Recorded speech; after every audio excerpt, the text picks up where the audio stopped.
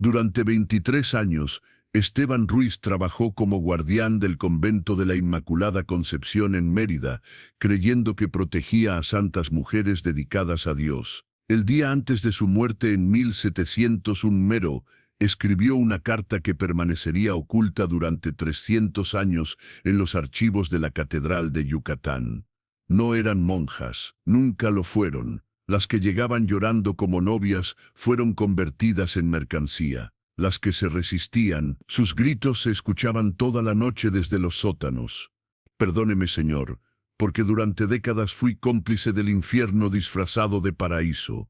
En las calurosas tierras de Yucatán, donde el sol castiga sin piedad y la selva guarda secretos milenarios, se alzaba en 1678 lo que parecía ser el convento más próspero y respetado de toda la península. El convento de la Inmaculada Concepción, ubicado en las afueras de Mérida, brillaba como un faro de esperanza en una época donde la fe era lo único que sostenía a las almas en tiempos de incertidumbre.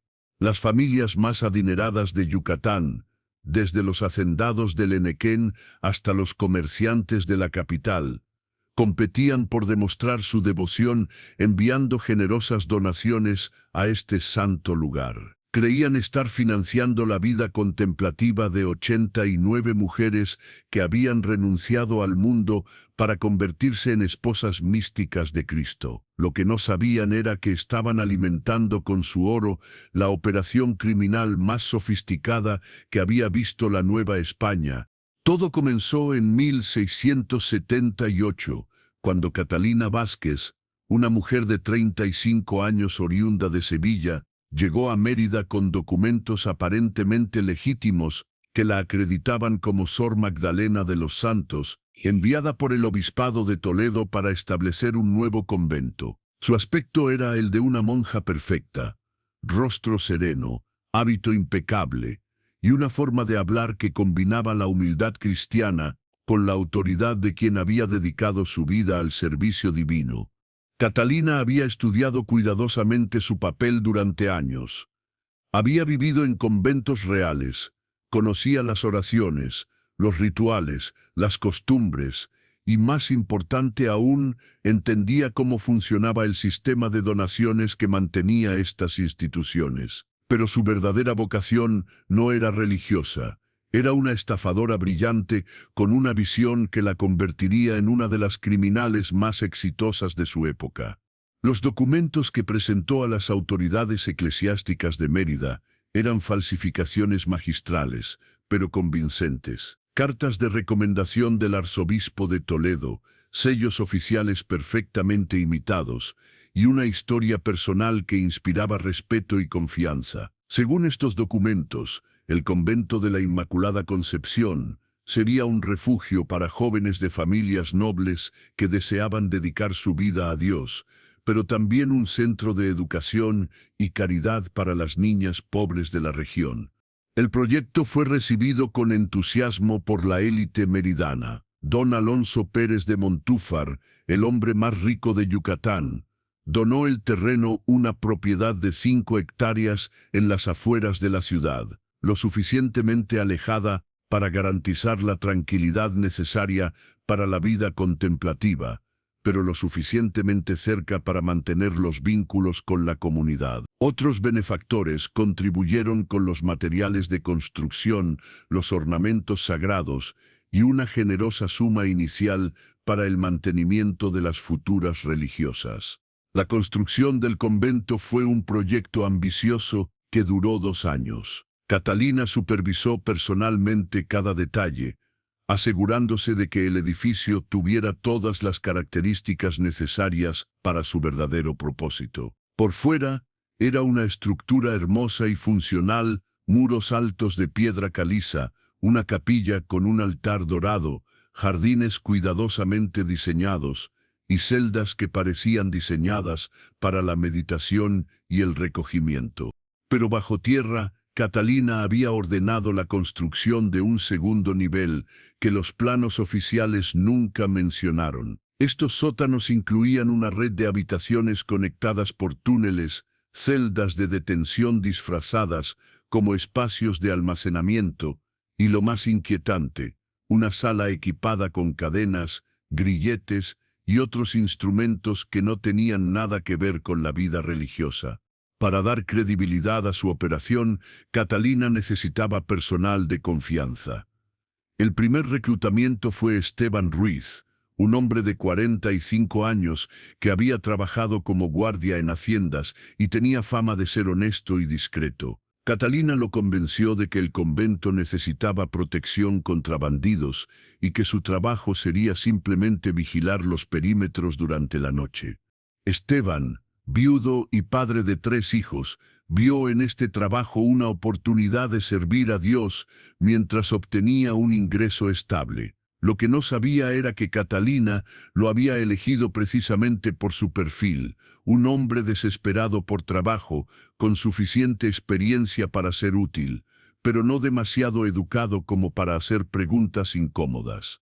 El segundo reclutamiento fue Carmen Morales, una mujer de 40 años que se presentó como Sor Carmen de la Cruz, supuestamente enviada desde el convento de Santa Teresa en Puebla, para servir como supervisora de las novicias. Carmen era en realidad una ex prostituta que había trabajado en los puertos de Veracruz y conocía perfectamente el negocio de la trata de personas. Su papel sería crucial en la operación: identificar, transportar y procesar a las víctimas.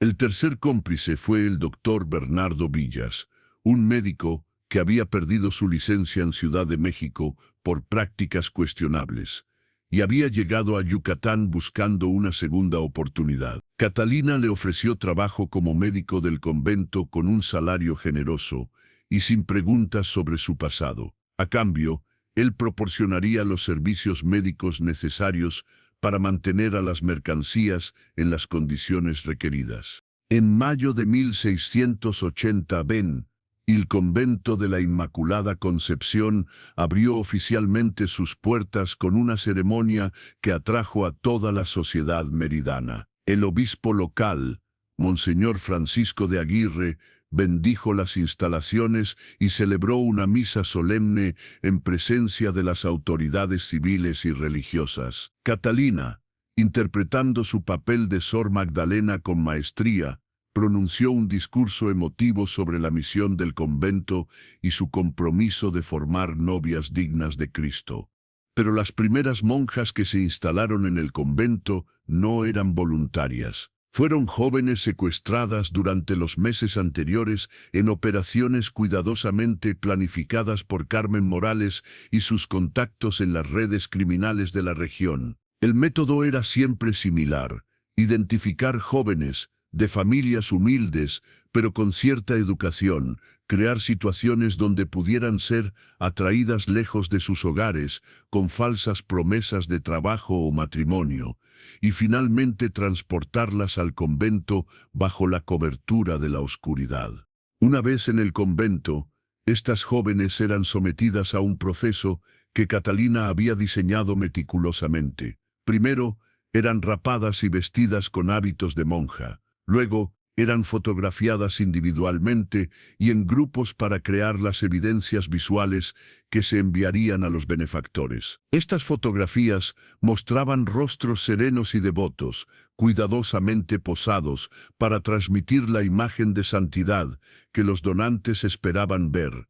Para mantener la ilusión, cada monja recibía un nombre religioso y una historia personal fabricada. Sor María de los Ángeles había sido la hija de un comerciante devoto que sintió el llamado divino a los 16 años. Sor Teresa del Sagrado Corazón era una joven huérfana que encontró en el convento el hogar que siempre había buscado. Estas historias eran incluidas en las cartas que regularmente se enviaban a los benefactores, creando vínculos emocionales que garantizaban la continuidad de las donaciones.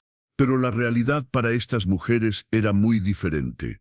Después de las sesiones fotográficas y la creación de su documentación fraudulenta, eran trasladadas a los sótanos donde esperaban su verdadero destino. Algunas serían vendidas como sirvientas domésticas a familias que no hacían preguntas sobre su origen. Otras terminarían en establecimientos de entretenimiento en ciudades mineras, donde la demanda era constante. Las más atractivas podrían ser reservadas para clientes especiales dispuestos a pagar precios premium. El sistema de Catalina era diabólicamente eficiente. Las monjas permanecían en el convento el tiempo necesario para establecer su identidad ficticia y generar las donaciones correspondientes. Durante este período, vivían en condiciones deplorables en los sótanos, alimentadas apenas lo suficiente para mantener su apariencia saludable para las fotografías ocasionales. Aquellas que se resistían o intentaban escapar, enfrentaban castigos que dejaban marcas invisibles, pero cicatrices permanentes en sus almas. Esteban Ruiz, el guardián, gradualmente comenzó a sospechar que algo no era normal en el convento. Durante sus rondas nocturnas, escuchaba sonidos que no correspondían a lo que esperaría de un lugar de oración, llantos sofocados, cadenas arrastrándose y ocasionalmente gritos que se cortaban abruptamente. Cuando preguntaba a Sor Magdalena sobre estos ruidos, ella siempre tenía una explicación plausible. Son hermanas enfermas que sufren durante las noches, o es el viento que pasa por los túneles de drenaje. Al principio, Esteban aceptó estas explicaciones. Necesitaba el trabajo, y no quería crear problemas. Además, Catalina lo había convertido en un beneficiario del éxito financiero del convento, pagándole un salario muy superior al que podría obtener en cualquier otro lugar. Pero con el paso de los años, los indicios se acumularon hasta volverse imposibles de ignorar. El primer indicio grave llegó en 1683, Teati, cuando Esteban accidentalmente presenció la llegada nocturna de una carroza sin identificación. De ella descendieron 3 mujeres jóvenes que claramente no venían por voluntad propia. Tenían las manos atadas, mordazas en la boca, y una de ellas tenía evidentes signos de haber sido golpeada. Carmen Morales las recibió en la puerta de servicio y las condujo directamente a los sótanos, sin pasar por el área principal del convento. Cuando Esteban preguntó sobre este incidente al día siguiente, Catalina le explicó que se trataba de hermanas penitentes que habían solicitado un régimen especial de purificación para expiar pecados graves. La explicación sonaba plausible dentro del contexto religioso de la época, pero algo en la forma en que Carmen había manejado a estas mujeres le pareció más consistente con el trato dado a prisioneras que a penitentes voluntarias. El segundo indicio llegó 6 meses después, cuando Esteban fue testigo de otra actividad nocturna inusual. Esta vez vio cómo varias de las supuestas monjas eran subidas a carretas bajo la supervisión de hombres armados que claramente no tenían ninguna conexión religiosa. Las mujeres se movían como autómatas, con la mirada vacía y una docilidad que parecía más el resultado del miedo extremo que de la devoción espiritual. Al día siguiente, cuando Esteban preguntó por estas hermanas, Catalina le informó que habían sido trasladadas a otros conventos donde podrían continuar su formación espiritual en ambientes más adecuados para sus necesidades específicas. Pero Esteban nunca volvió a ver correspondencia de estos otros supuestos conventos, ni recibió noticias sobre el bienestar de las hermanas trasladadas. Durante los años siguientes, este patrón se repitió docenas de veces: llegadas nocturnas de mujeres jóvenes en condiciones sospechosas, períodos de reclusión en los sótanos y partidas igualmente misteriosas hacia destinos desconocidos. Catalina siempre tenía explicaciones que sonaban religiosas y apropiadas, pero la frecuencia de estos movimientos y las circunstancias que los rodeaban comenzaron a crear un cuadro que no se ajustaba a lo que Esteban conocía sobre la vida conventual.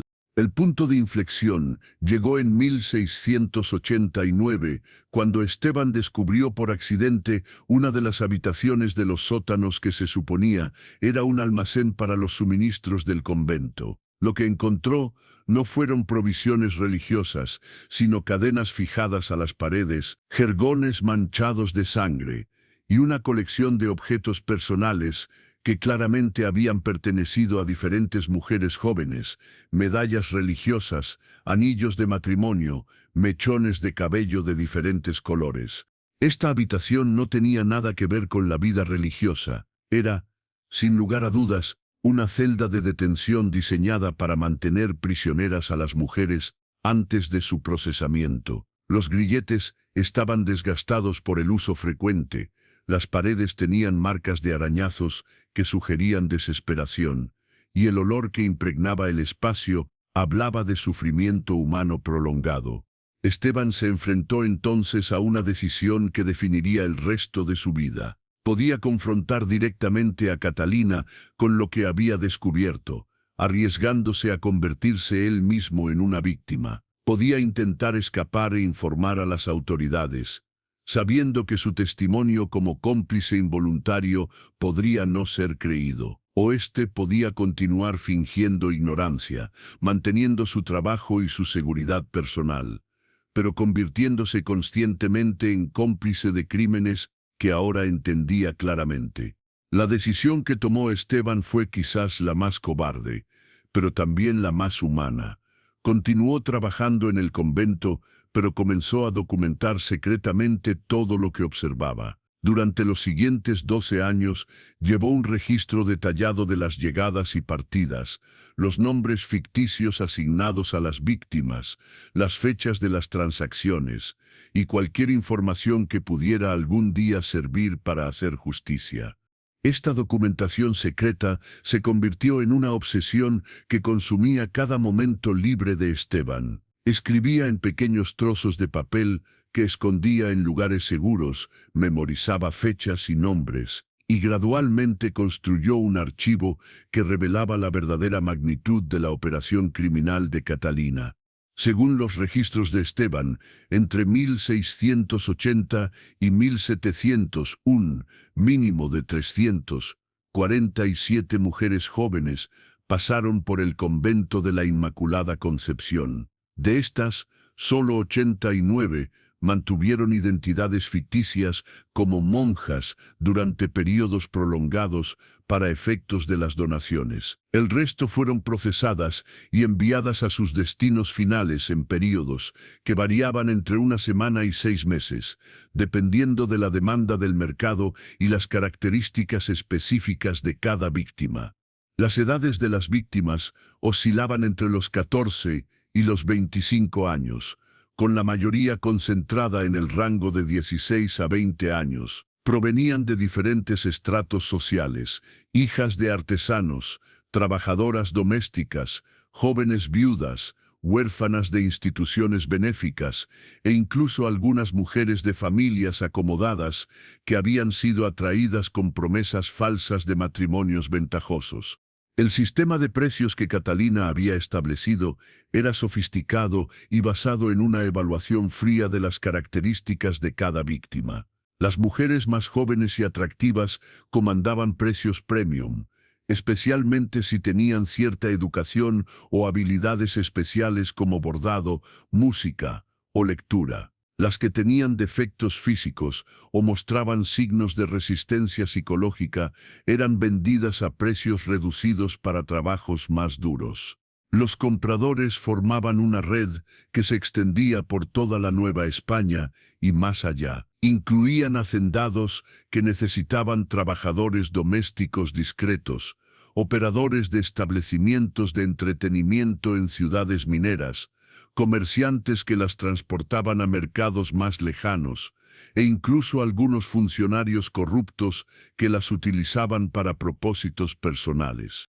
Durante todos estos años, las donaciones al convento continuaron llegando puntualmente. Las familias benefactoras recibían cartas regulares firmadas por las supuestas monjas, fotografías que mostraban a mujeres devotas en oración, e informes detallados sobre la vida espiritual de la comunidad. Estas comunicaciones eran obras maestras de manipulación emocional, diseñadas para mantener el flujo de dinero mientras creaban vínculos afectivos que dificultaban cualquier cuestionamiento.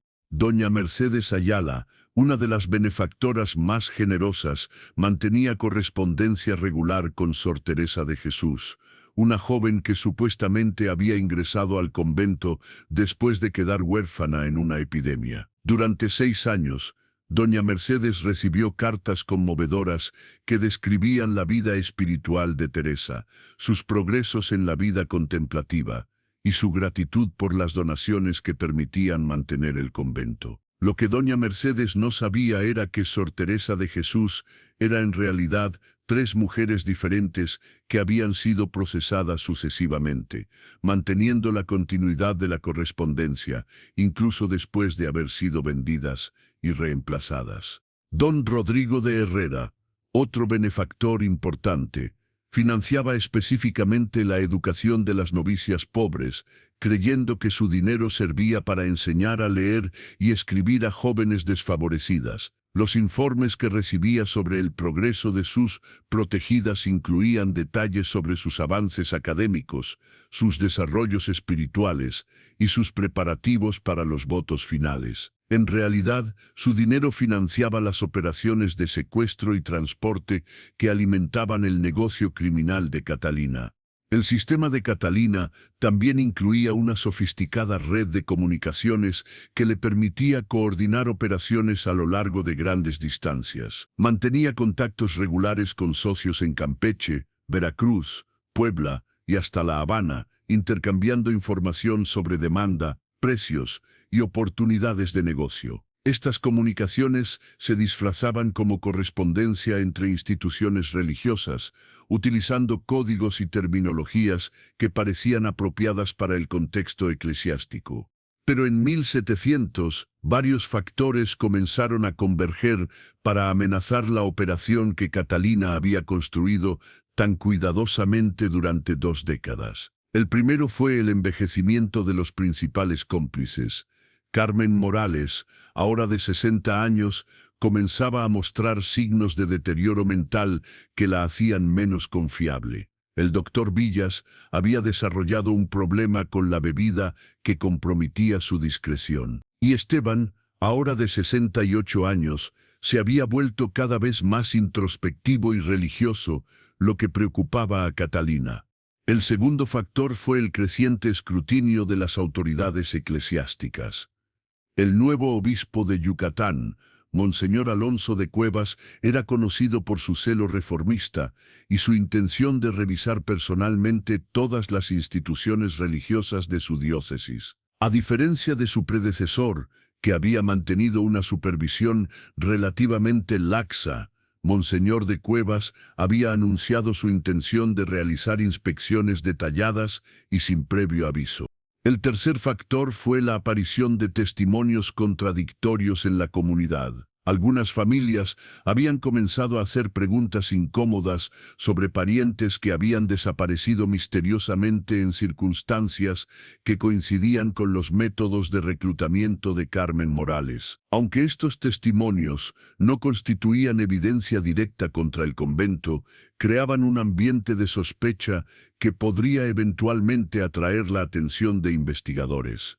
Catalina, siempre astuta, reconoció estos signos de peligro y comenzó a planificar una estrategia de salida. Durante los primeros meses de 1700, un Baun aceleró las operaciones de liquidación, procesando y enviando a sus destinos finales a todas las monjas que mantenía en el convento. Simultáneamente, comenzó a transferir discretamente sus activos financieros a cuentas en Veracruz y La Habana, preparándose para una posible huida.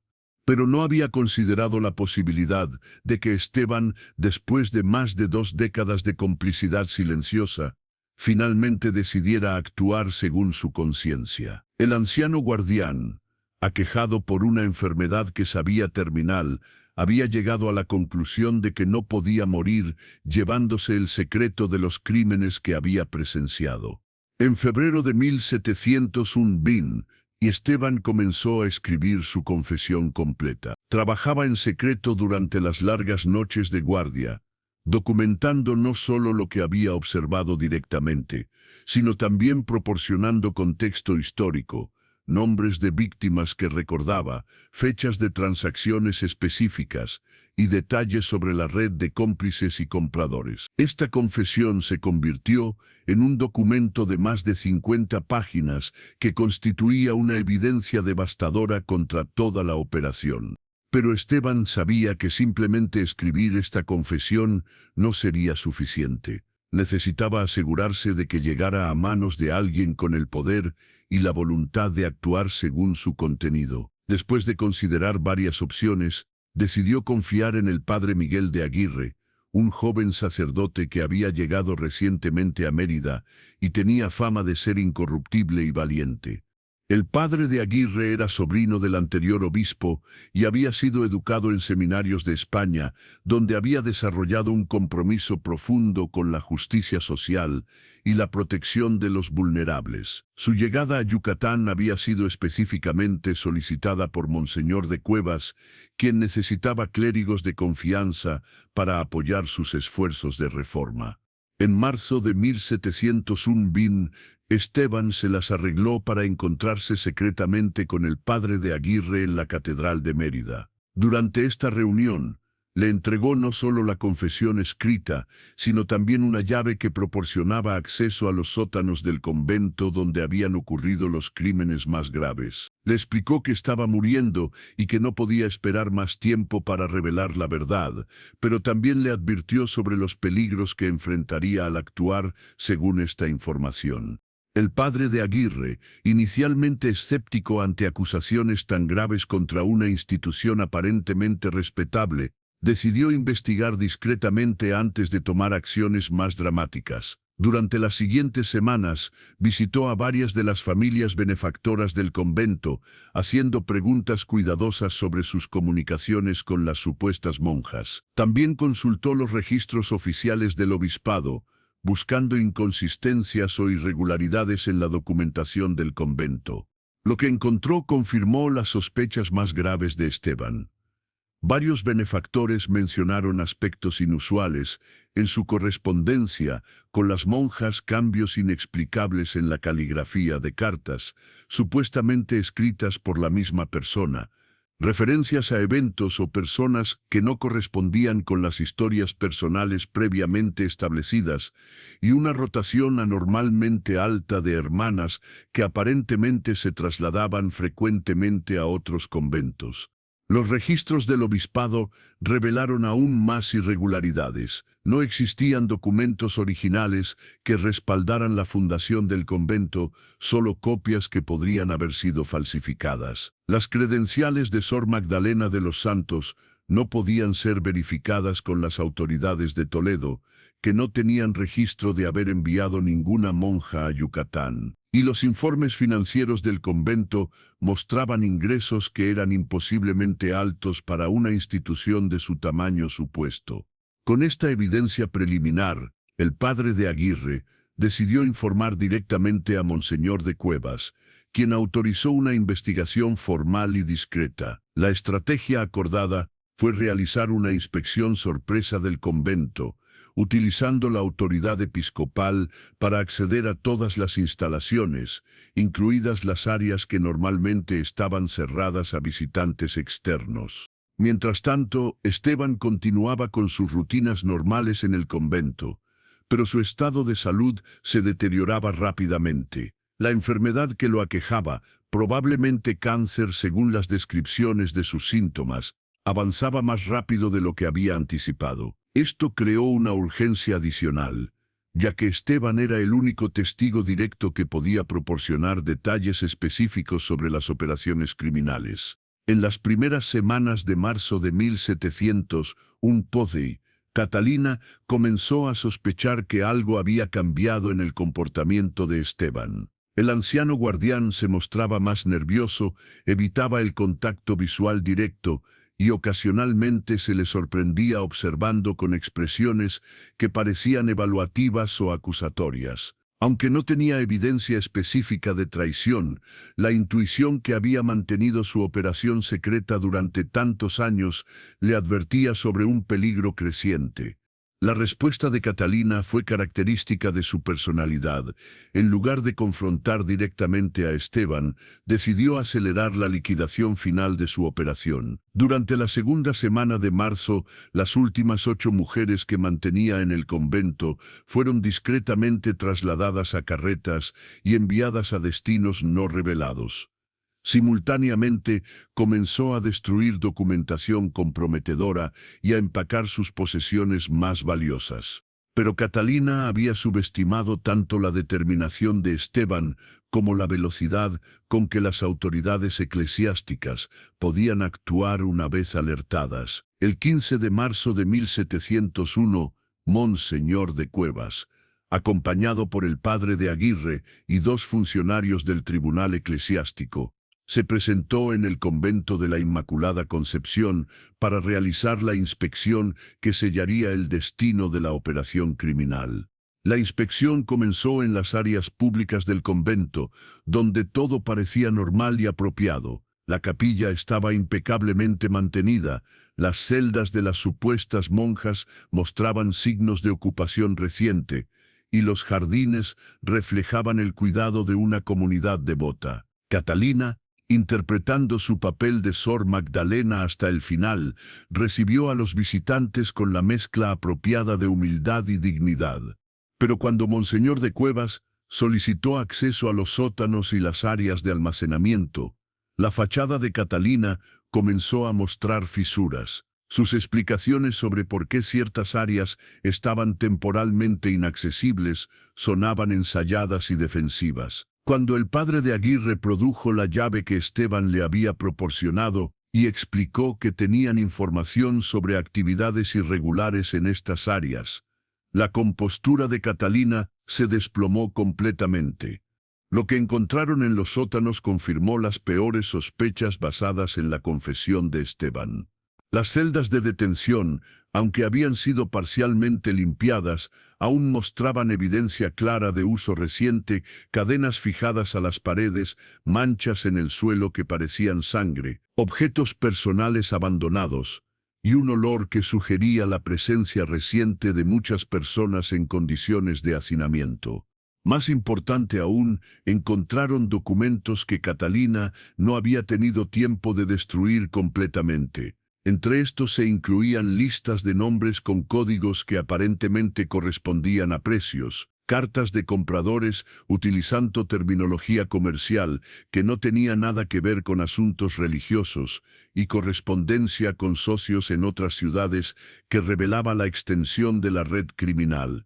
Confrontada con esta evidencia, Catalina finalmente abandonó su personaje de Sor Magdalena y reveló su verdadera identidad, pero en lugar de mostrar arrepentimiento, defendió sus acciones con una lógica fría que horrorizó a los investigadores. Según su perspectiva, había proporcionado oportunidades de mejoramiento social a mujeres que de otra manera habrían permanecido en la pobreza. Había generado riqueza que beneficiaba a toda la comunidad a través de las donaciones de las familias agradecidas, y había operado con más humanidad de la que mostraban otros traficantes de personas, proporcionando alimentación y atención médica a sus víctimas. El juicio de Catalina Vázquez y sus cómplices comenzó en abril de 1701 y se extendió durante 6 meses. El caso atrajo atención en toda la Nueva España, no solo por la magnitud de los crímenes, sino también por la sofisticación del engaño que había permitido que continuara durante más de 2 décadas. El testimonio de Esteban, quien murió en mayo antes de que concluyera el proceso, fue leído íntegramente durante las sesiones del tribunal. La confesión de Esteban se convirtió en el documento central del caso, no solo por la evidencia específica que proporcionaba, sino también por la perspectiva moral que ofrecía sobre la complicidad y el arrepentimiento. Sus palabras finales, escritas en las últimas páginas de su testimonio, se convirtieron en una reflexión poderosa sobre la responsabilidad personal ante el mal institucionalizado. Durante 23 años, me dije a mí mismo que no era responsable de lo que ocurría, porque no tomaba las decisiones. Me convencí de que era solo un trabajador, siguiendo órdenes, un hombre desesperado que necesitaba alimentar a su familia. Pero la verdad es más simple y más terrible. Fui cómplice porque elegí serlo cada día que permanecí en silencio. Cada grito que escuché y no reporté, cada lágrima que vi y no consolé, cada mujer joven que vi llegar y luego desaparecer sin hacer nada, todo eso fue mi elección. Que Dios me perdone, porque yo no puedo perdonarme a mí mismo. Escribo esto no para obtener absolución, sino para que otros sepan que el silencio ante el mal es complicidad, y que el miedo no es excusa suficiente cuando vidas inocentes están en juego.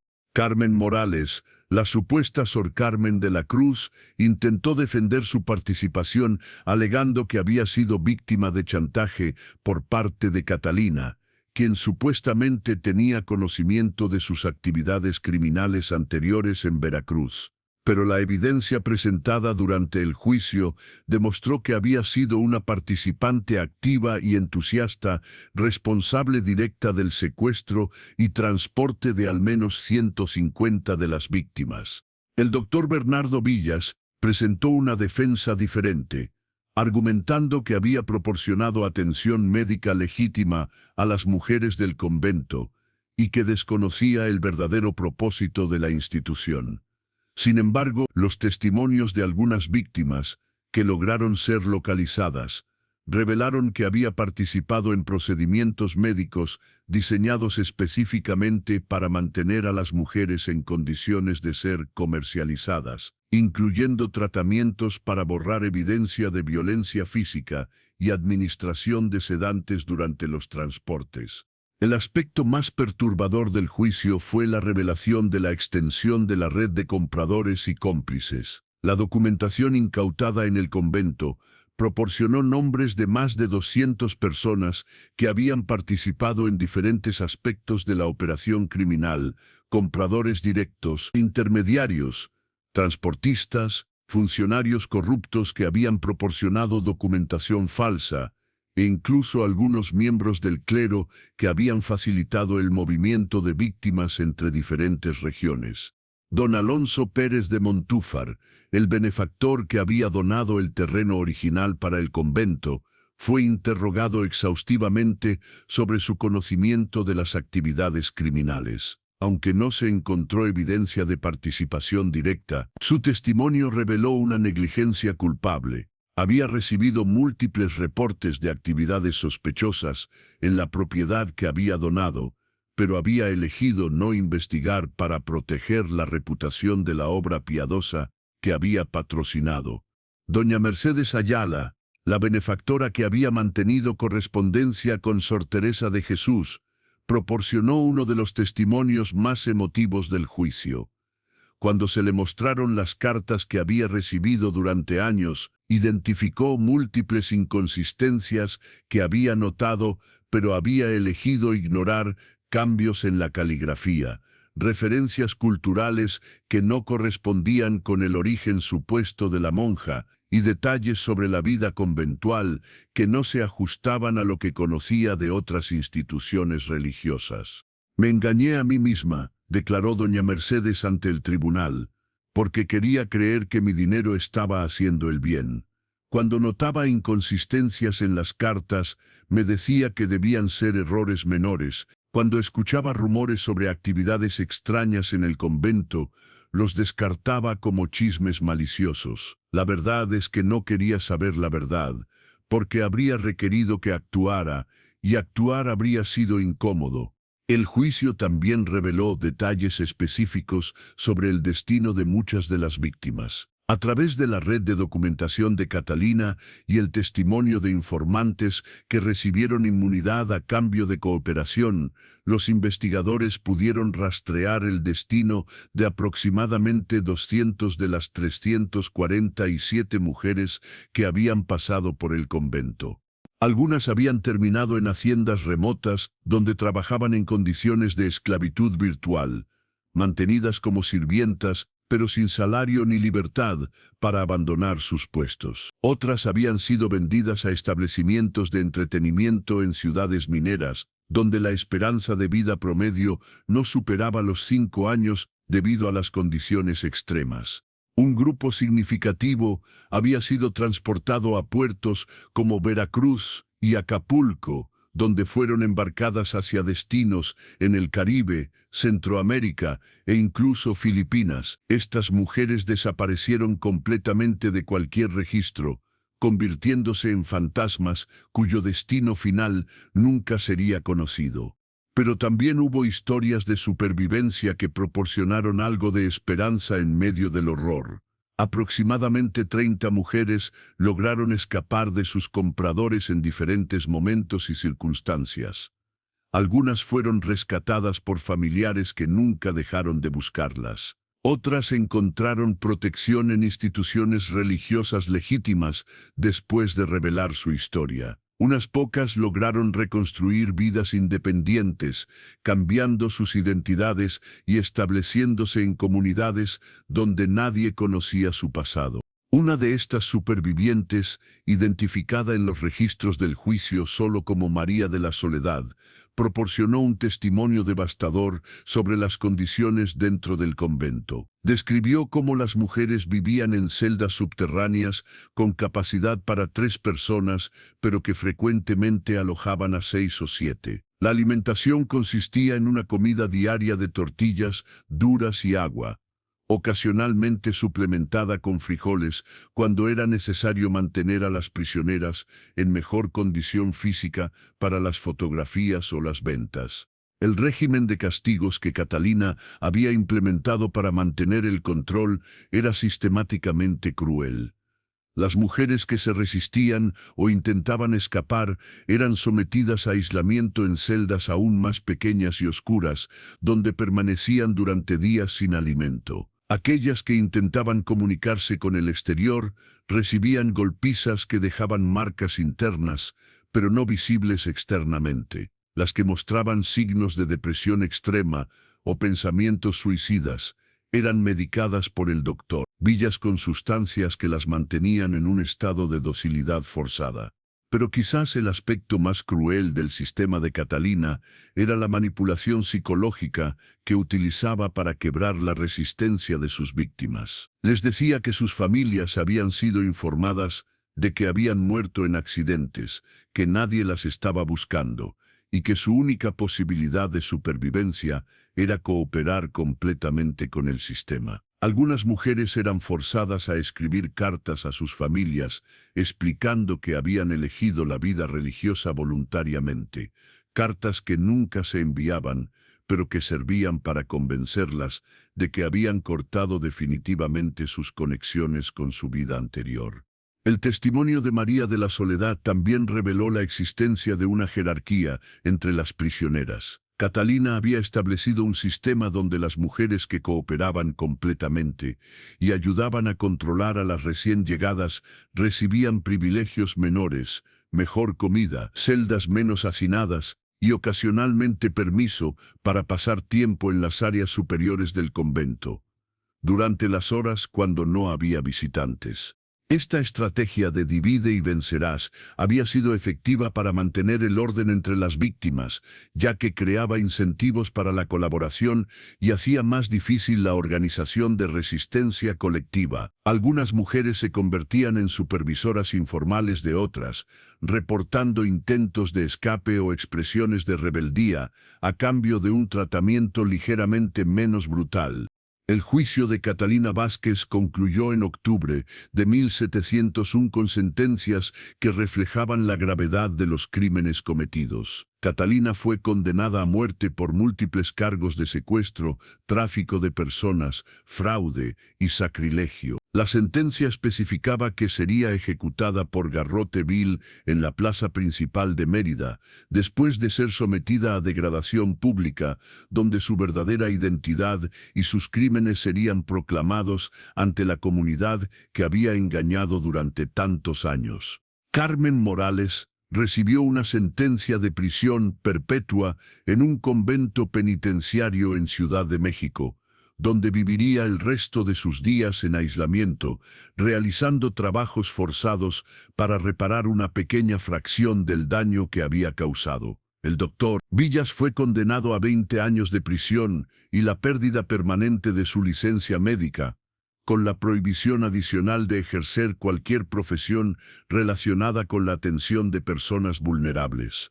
Pero las sentencias individuales fueron solo una parte de la respuesta institucional al escándalo. La Iglesia en Nueva España implementó reformas significativas en la supervisión de instituciones religiosas, incluyendo inspecciones regulares e inesperadas, verificación independiente de las credenciales del personal religioso, y sistemas de comunicación directa entre las autoridades eclesiásticas y las comunidades locales para reportar actividades sospechosas. Las autoridades civiles también tomaron medidas para prevenir la repetición de fraudes similares. Se establecieron nuevos requisitos para la documentación de fundaciones religiosas.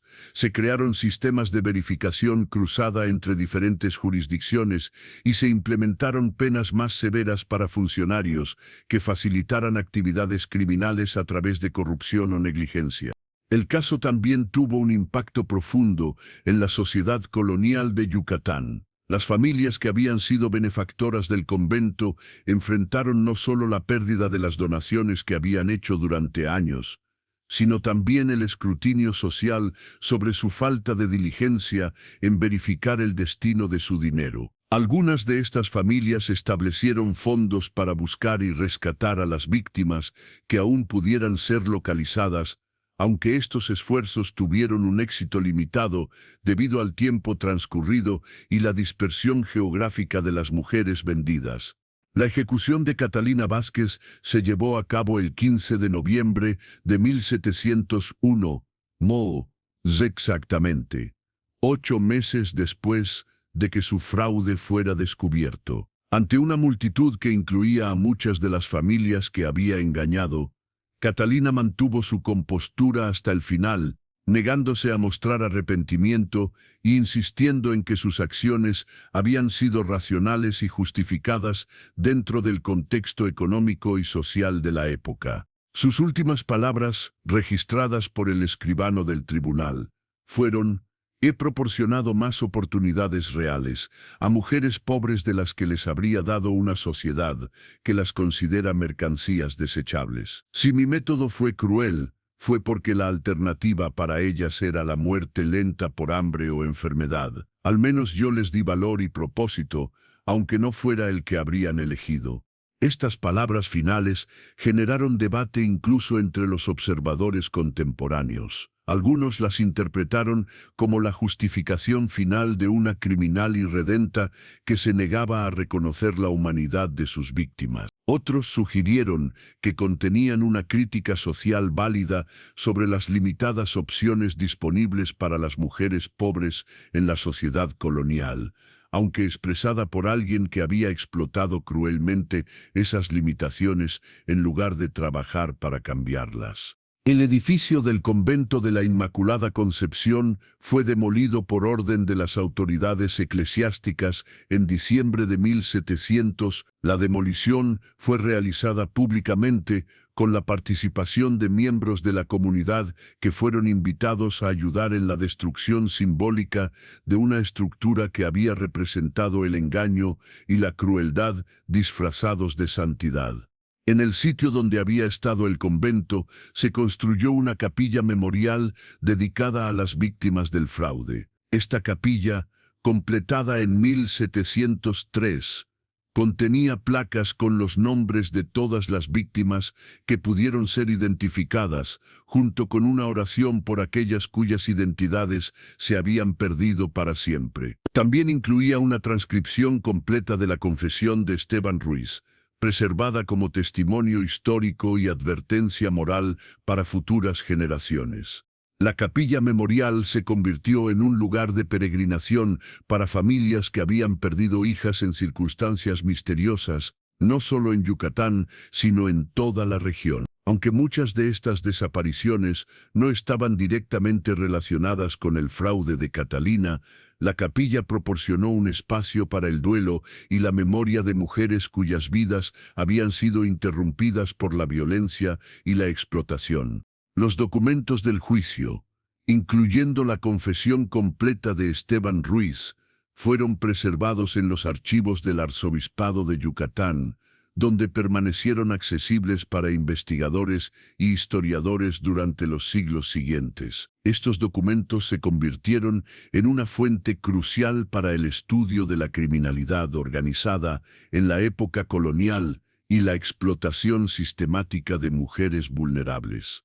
En los años posteriores al escándalo, varios historiadores y cronistas escribieron accounts detallados del caso, algunos basándose directamente en los registros del juicio y otros incorporando tradiciones orales que se desarrollaron en la comunidad. Estos relatos variaban en su precisión factual, pero todos coincidían en presentar el caso como una advertencia sobre los peligros de la confianza ciega en las instituciones y la importancia de la vigilancia ciudadana para proteger a los vulnerables.